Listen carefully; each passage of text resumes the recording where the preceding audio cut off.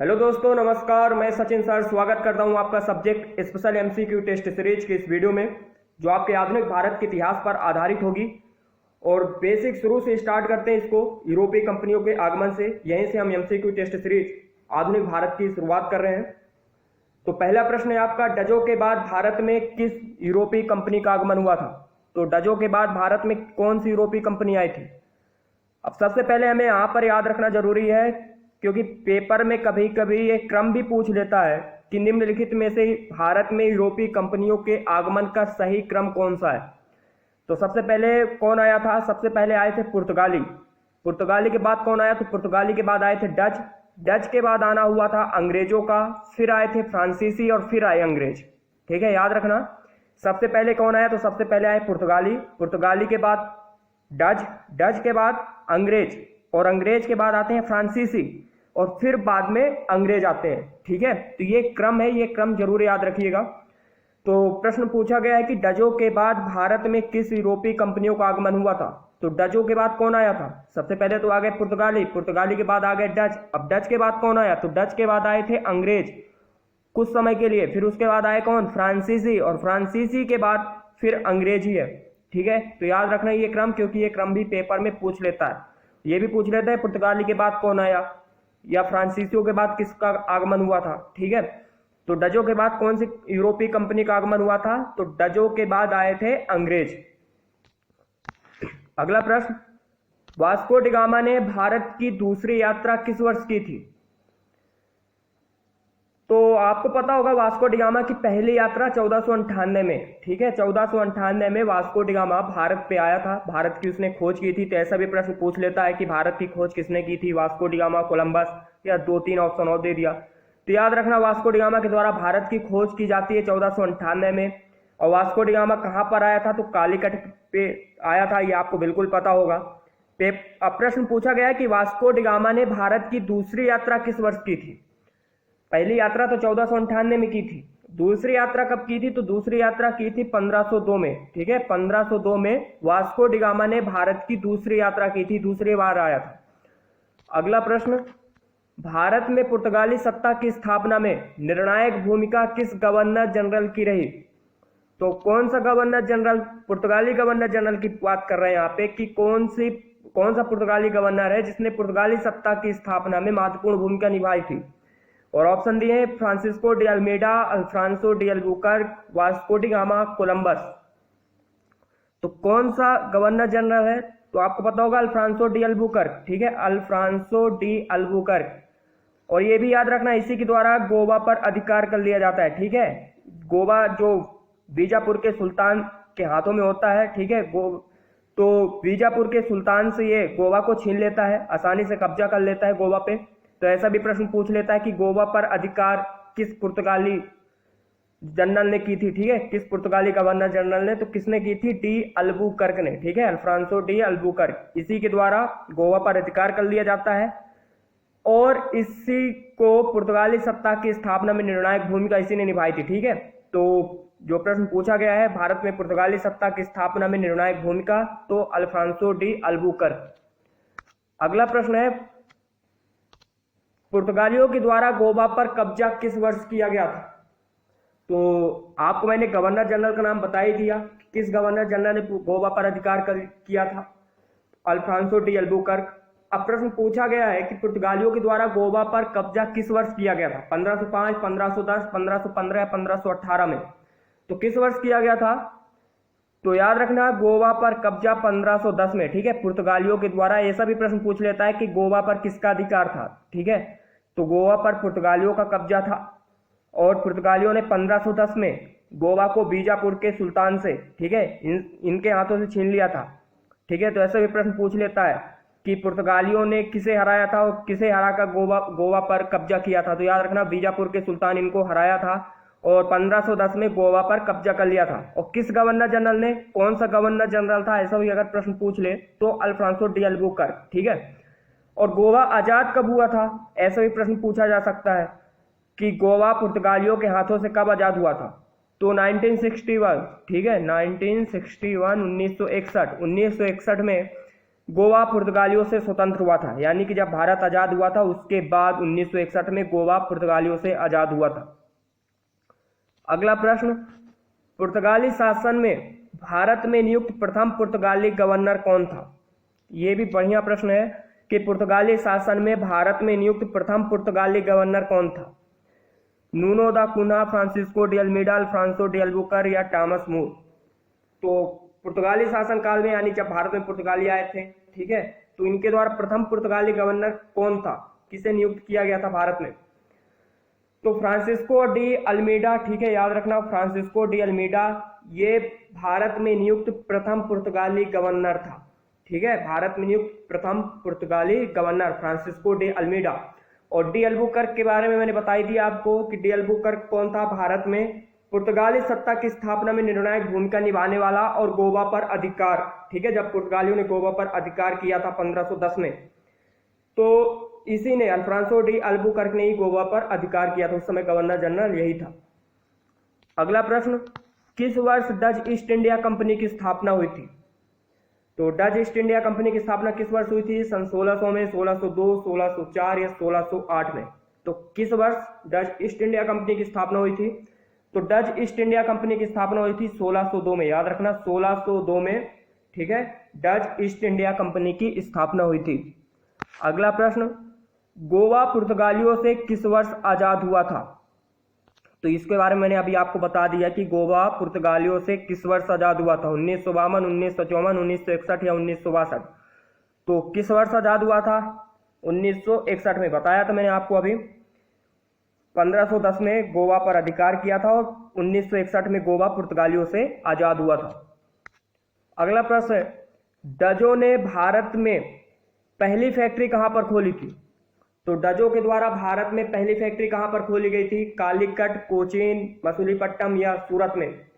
तो डचों ने भारत में पहली फैक्ट्री कहां पर खोली? तो 1605 में खोली थी इन्होंने, ठीक है, ईयर भी याद रखना अगर ऐसा प्रश्न पूछ ले कि किस वर्ष खोली थी। तो 1605 में मसूलीपट्टनम, ठीक है, 1605 में मसूलीपट्टनम में डचों ने भारत में पहली फैक्ट्री खोली थी, ठीक है, याद रखना 1605 मसूलीपट्टनम में। अगला प्रश्न है, फ्रांसीसी ने भारत में अपना पहला कारखाना कहां पर स्थापित किया था? तो फ्रांसीसियों के द्वारा कहां पर स्थापित किया गया था? डचों ने तो 1605 में मसूलीपट्टनम में स्थापित की थी अपनी पहली फैक्ट्री। अब फ्रांसीसियों ने कहां पर अपना पहला फैक्ट्री कारखाना कहां पर स्थापित किया था? तो फ्रांसीसियों ने सूरत में, ठीक है, याद रखना सूरत में 1668, ठीक है, अगर ईयर का भी पूछ ले किस वर्ष, तो 1668 में, ठीक है, 1668 में फ्रांसीसियों ने भारत में अपना पहला कारखाना सूरत में स्थापित किया था। अगला प्रश्न, आधुनिक भारत के इतिहास में कर्नाटक युद्ध किस किसके बीच लड़े गए थे? तो बढ़िया प्रश्न ये कि आधुनिक भारत के इतिहास में जो कर्नाटक युद्ध, अगर आपने पढ़ा तो आपको बिल्कुल पता होगा, कितने कर्नाटक, 3 कर्नाटक युद्ध हुए थे। प्रथम कर्नाटक युद्ध, दूसरा कर्नाटक युद्ध, तीसरा कर्नाटक युद्ध। पहला कर्नाटक युद्ध जो 1740 से लेके 1748 तक लड़ा गया था। दूसरा युद्ध 1751 से लेके 1755 तक। तीसरा युद्ध 1758 से लेके 1763 तक चला था, ठीक है। तो 3 युद्ध हुए थे कर्नाटक युद्ध, और बहुत ही महत्वपूर्ण है, और पेपर में इनकी संधियां भी पूछ लेता है कि पहला जो कर्नाटक युद्ध था तो किस संधि के बाद समाप्त हुआ था, दूसरा कर्नाटक युद्ध किस संधि से, और तीसरा कर्नाटक युद्ध किस संधि के साथ समाप्त हुआ था। तो सबसे पहले महत्वपूर्ण है कि कर्नाटक युद्ध किस किस के बीच लड़ा गया था? डच और फ्रांसीसी के बीच, अंग्रेज और डच के बीच, अंग्रेज और पुर्तगाली के बीच, या अंग्रेज और फ्रांसीसी के बीच। तो जो कर्नाटक युद्ध लड़े गए थे 3, वो लड़े गए थे अंग्रेज और फ्रांसीसियों के बीच, ठीक है, डी ऑप्शन सही है, अंग्रेज और फ्रांसीसियों के बीच, ठीक है। 3 कर्नाटक युद्ध लड़े गए थे। पहला लड़ा गया था 1740 से लेकर 1748 तक, दूसरा लड़ा गया था 1751 से लेकर 1755 तक, और तीसरा कर्नाटक युद्ध लड़ा गया था 1758 से लेकर 1763 तक, ठीक है। 3 कर्नाटक युद्ध अंग्रेज और फ्रांसीसी के बीच लड़े गए थे। अगला प्रश्न, प्रथम कर्नाटक युद्ध की समाप्ति किस संधि से हुई थी? तो ये जो संधियां हैं कर्नाटक युद्ध की, ये बहुत ही महत्वपूर्ण है, इनको याद रखना बहुत जरूरी है कि कौन सी संधि से कौन सा कर्नाटक युद्ध समाप्त हुआ था, ठीक है। 3 कर्नाटक युद्ध थे जैसा मैंने अभी बताया। तो प्रथम कर्नाटक युद्ध की समाप्त हुई थी एक्सला-सापेल संधि के साथ, ठीक है। 1748 में अंग्रेज और फ्रांसीसियों के बीच यह संधि होती है, एक्सला-सापेल की संधि, और बहुत ही महत्वपूर्ण है, अधिकतर पेपर में प्रथम कर्नाटक युद्ध की समाप्ति किस संधि से हुई थी, ऐसा प्रश्न पूछा जाता है। ठीक है, कि पहले कर्नाटक युद्ध की समाप्ति में कौन सी संधि हुई थी या किस संधि से प्रथम कर्नाटक युद्ध समाप्त हुआ था। तो एक्स ला सापेल, ठीक है, याद रखना, एक्स ला सापेल की संधि के साथ प्रथम कर्नाटक युद्ध की समाप्त हुई थी। दूसरा कर्नाटक युद्ध समाप्त हुआ था पांडिचेरी की संधि के साथ। ठीक है, दूसरा जो कर्नाटक युद्ध है वो समाप्त हुआ था 1755 में। अंग्रेज और फ्रांसीसियों के बीच संधि होती है पांडिचेरी की संधि। ठीक है, तो इस संधि के साथ दूसरा कर्नाटक युद्ध समाप्त होता है। तीसरा कर्नाटक युद्ध समाप्त होता है 1763 में और संधि होती है पेरिस की संधि। ठीक है, एक्स ला सापेल पहले में संधि होती है, पहले कर्नाटक युद्ध में। दूसरे कर्नाटक युद्ध में पांडिचेरी की संधि होती है, पांडिचेरी की, और तीसरे में पेरिस की संधि होती है। ठीक है, तो ये पहला, दूसरा और तीसरा, ये 3 संधियां हैं। इन तीनों संधियों को याद रखना। और पेरिस के संधि जब होती है, ठीक है, तीसरे कर्नाटक युद्ध में, तो इसी संधि में, पेरिस के संधि में अंग्रेजों ने फ्रांसीसियों को बोल दिया था कि आप भारत में अपनी सेना नहीं रखोगे, और यहीं से लगभग फ्रांसीसी का जो वर्चस्व था हिंदुस्तान में वो धीरे धीरे खत्म होने लगता है। ठीक है, तो याद रखना है, तीनों संधियां बहुत ही महत्वपूर्ण है पेपर के लिए। अगला प्रश्न, ब्रिटिश ईस्ट इंडिया कंपनी की स्थापना किस वर्ष हुई थी। तो ब्रिटिश ईस्ट इंडिया कंपनी की स्थापना किस वर्ष हुई थी, तो आपको बिल्कुल पता होगा, बहुत ही महत्वपूर्ण है और सरल सा प्रश्न है कि ब्रिटिश ईस्ट इंडिया कंपनी के बारे में पूछा गया है किस वर्ष हुई थी स्थापना। तो सन 1600 में। ठीक है, सन 1600 में ब्रिटिश ईस्ट इंडिया कंपनी की स्थापना हुई थी, 31 दिसंबर सन 1600 में। और महारानी कौन थी इंग्लैंड की, अगर ऐसा प्रश्न पूछ ले तो महारानी कौन थी, महारानी थी महारानी एलिजाबेथ। ठीक है, महारानी एलिजाबेथ, इन्हीं के साथ जब ये महारानी थी तब ब्रिटिश ईस्ट इंडिया कंपनी की स्थापना हुई थी सन 1600 में। ठीक है, और ऐसा भी प्रश्न पूछ लेता है कि ब्रिटिश ईस्ट इंडिया कंपनी को भारत में व्यापार करने की अनुमति किसने दी थी, या उस समय इंग्लैंड की महारानी कौन थी, तो महारानी एलिजाबेथ थी। ठीक है, ये प्रश्न याद रखना, ये बहुत ही बढ़िया प्रश्न बनता है, यहाँ से पूछा जाता है। तो ब्रिटिश ईस्ट इंडिया कंपनी की स्थापना कब हुई, 31 दिसंबर सन 1600 में। अगला प्रश्न है, पहला डच यात्री जो भारत यात्रा पर आया था। ठीक है, पहला डच जो भारत यात्रा पर आया था, तो पहला डच यात्री कौन था जो भारत यात्रा पर आया था, तो कार्नेलियन हाउटमैन। ठीक है, याद रखना ये नाम, कार्नेलियन हाउटमैन, ये पहला डच यात्री था जो भारत यात्रा पे आया था। पुर्तगालियों का आपको बिल्कुल पता है कि पुर्तगाली कौन था, वास्को डी गामा। ठीक है, 1498 में आता है, कालीकट पे आता है, भारत किसने खोज की थी। दोबारा कब आया था, तो दोबारा भी मैंने बताया था आपका, ऐसा प्रश्न पूछ लेता है कि दोबारा यात्रा पे कब आया, तो 1502 में आया था। यहाँ पे प्रश्न पूछा गया है पहला डच यात्री कौन था जो भारत यात्रा पे आया था, तो कार्नेलियन हाउटमैन। ठीक है, पहला डच यात्री था जो भारत आया था, भारत यात्रा पर। अगला प्रश्न है, ब्रिटिश ईस्ट इंडिया कंपनी का प्रथम गवर्नर कौन था, तो ब्रिटिश ईस्ट इंडिया कंपनी का पहला गवर्नर, ठीक है, कंपनी का पहला गवर्नर कौन था, Thomas Smith, Thomas Roe, Clive या वारेन हेस्टिंग। तो ब्रिटिश ईस्ट इंडिया कंपनी का जो पहला गवर्नर था वो था थॉमस स्मिथ। ठीक है, बिल्कुल ये नाम आपको पता होगा, थॉमस स्मिथ, यह ब्रिटिश ईस्ट इंडिया कंपनी का पहला गवर्नर था। और बंगाल का पहला गवर्नर, बहुत बार बता चुका हूँ, टेस्ट सीरीज में भी बता चुका हूँ इसके बारे में, कि ब्रिटिश ईस्ट इंडिया कंपनी जब बंगाल पर अधिकार करती, बंगाल का पहला गवर्नर कौन था, तो बंगाल का पहला गवर्नर क्लाइव बनता है। और बंगाल का पहला गवर्नर जनरल, ठीक है, एक गवर्नर फिर गवर्नर जनरल, तो गवर्नर जनरल कौन बनता है, तो 1773 के रेगुलेटिंग एक्ट के तहत वारेन हेस्टिंग, ये बंगाल का गवर्नर जनरल बनता है। और बंगाल के गवर्नर की बात करें तो क्लाइव बनता है। ठीक है, बंगाल का पहला गवर्नर, बंगाल का पहला गवर्नर जनरल और ब्रिटिश ईस्ट इंडिया कंपनी का पहला गवर्नर। तो ब्रिटिश ईस्ट इंडिया कंपनी का पहला गवर्नर थॉमस स्मिथ।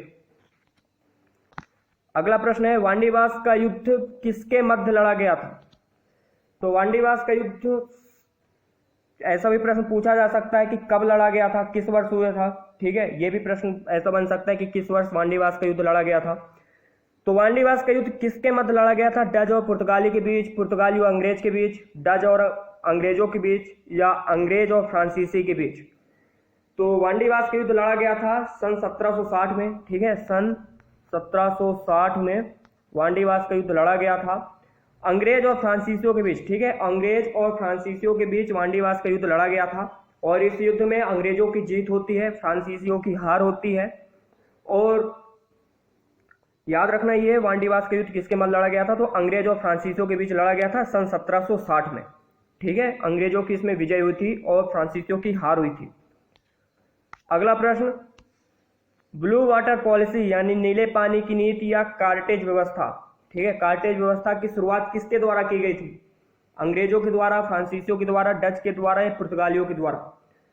तो नीले पानी की नीति, कार्टेज व्यवस्था, ठीक है, ये व्यवस्था किसके द्वारा प्रारंभ की गई थी, यह नीति किसने प्रारंभ की थी, तो ये प्रारंभ की गई थी पुर्तगालियों के द्वारा। ठीक है, पुर्तगालियों के द्वारा।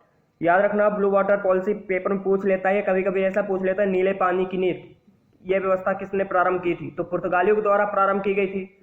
अब नीले पानी की नीति या कार्टेज व्यवस्था, यह ब्लू वाटर पॉलिसी, ये क्या होता है, तो इसमें जो यात्री होते थे, ठीक है, जो जहाज से जाते थे, उनको लाइसेंस लेना पड़ता था पुर्तगालियों से, यानी कि बिना लाइसेंस के अगर कोई जहाज से यात्रा करने जाता था या सामान लेके जाता था तो पुर्तगालियों के द्वारा उनको लूट लिया जाता था। ठीक है, तो यहाँ पे उन्होंने पुर्तगालियों के द्वारा लाइसेंस प्रणाली की शुरुआत की थी, जिसे कार्टेज व्यवस्था या ब्लू वाटर पॉलिसी नाम दिया गया था। अगला प्रश्न, वेदरा का युद्ध किस वर्ष लड़ा गया था, तो वेदरा का युद्ध कब लड़ा गया था, तो 1759, ठीक है, 1759 वेदरा का युद्ध लड़ा गया था। याद रखना, बहुत ही बढ़िया प्रश्न है। और किसके बीच लड़ा गया था, तो अंग्रेज और डचों के बीच। ठीक है, अंग्रेज और डचों के बीच वेदरा का युद्ध हुआ था और यहीं से डच भारत छोड़ के चले जाते हैं। ठीक है, तो अंग्रेज और डचों के बीच वेदरा का युद्ध हुआ था 1759 में। याद रखना, बहुत ही महत्वपूर्ण है, वेदरा का युद्ध किस किस के बीच, तो अंग्रेज और डच के बीच लड़ा गया था। अगला प्रश्न, अंग्रेजों ने सूरत में अपना पहला कारखाना किस वर्ष स्थापित किया था, अंग्रेजों ने सूरत में अपना पहला कारखाना या पहली फैक्ट्री किस वर्ष स्थापित की थी, तो अब यहां से दो प्रश्न आपके कंप्लीट हुए कि अंग्रेजों ने अपना पहला कारखाना कहां पर स्थापित किया था, तो अंग्रेजों ने अपना पहला कारखाना सूरत में स्थापित किया था। किस वर्ष किया था, तो सन 1613 में। ठीक है, याद रखना, सन 1613 में अंग्रेजों ने सूरत में अपना पहला कारखाना स्थापित किया था। ठीक है, सन 1613 में अंग्रेजों ने सूरत में अपना पहला कारखाना या अपनी पहली फैक्ट्री खोली थी। अगला प्रश्न, अंग्रेज और फ्रांसीसियों के बीच लड़े गए वांडीवास के युद्ध में अंग्रेजी सेना का नेतृत्व किसने किया था, बहुत ही बढ़िया प्रश्न है। मैंने आपको बताया अभी कि वांडीवास का युद्ध कब लड़ा गया था, सन 1760 में। ठीक है, सन 1760 में वांडीवास का युद्ध लड़ा गया था अंग्रेज और फ्रांसीसियों के बीच, जिसमें फ्रांसीसियों की हार होती है। अब पूछा गया है कि अंग्रेजी सेना का नेतृत्व किसने किया था, तो अंग्रेजी सेना का नेतृत्व किया था सर आयर कूट ने। ठीक है, ये सी ऑप्शन, सर आयर कूट, इन्होंने अंग्रेजी सेना का नेतृत्व किया था। बहुत ही महत्वपूर्ण युद्ध लड़ा गया था अंग्रेजों और फ्रांसीसियों के बीच, निर्णायक युद्ध था ये। अब व्यापारिक प्रतिस्पर्धा के चलते युद्ध हुए थे अंग्रेजों और फ्रांसीसियों के बीच, तो बहुत ही महत्वपूर्ण वांडीवास के युद्ध पेपर में पूछा जाता है, याद रखना। तो ब्रिटिश ईस्ट इंडिया कंपनी यानी कि अंग्रेजों की ओर से अंग्रेजी सेना का नेतृत्व किसने किया था, तो सर आयर कूट ने किया था। ठीक है, कब लड़ा गया था वांडीवास का युद्ध, तो 1760 में। अगला प्रश्न, किस मुगल शासक ने 1613 में फरमान जारी करके अंग्रेजों को सूरत में स्थायी फैक्ट्री खोलने की अनुमति दी थी। ये तो बहुत ही सरल सा प्रश्न है कि अंग्रेजों को सूरत में फैक्ट्री खोलने की अनुमति किसने दी थी, अकबर, जहांगीर, औरंगजेब या शाहजहां। तो आपको पता ही होगा, लगभग सभी को पता होगा ये कि किस मुगल शासक ने अंग्रेजों को सूरत में फैक्ट्री खोलने की, सूरत में स्थायी फैक्ट्री खोलने की अनुमति दी थी। ठीक है, एक बार तो अस्थायी फैक्ट्री भी खोलने की अनुमति मिली थी, जो अस्थायी हो गई थी। ठीक है, फिर फैक्ट्री खुली। अब ये स्थायी रूप से फैक्ट्री खोलने की अनुमति, ठीक है, प्रश्न पे ध्यान देना, स्थायी रूप से फैक्ट्री कब खुली थी, 1613 में। तो ये अनुमति किसने दी थी, तो ये अनुमति दी थी जहांगीर ने। ठीक है, याद रखना, जहांगीर के द्वारा ये अनुमति दी गई थी। तो इस सीरीज में 20 प्रश्नों के साथ इस सीरीज की यह वीडियो समाप्त होती है। मिलते हैं अगले वीडियो में। वीडियो अगर अच्छी लगी हो तो इसको लाइक करिएगा और दोस्तों के साथ जरूर शेयर करिए।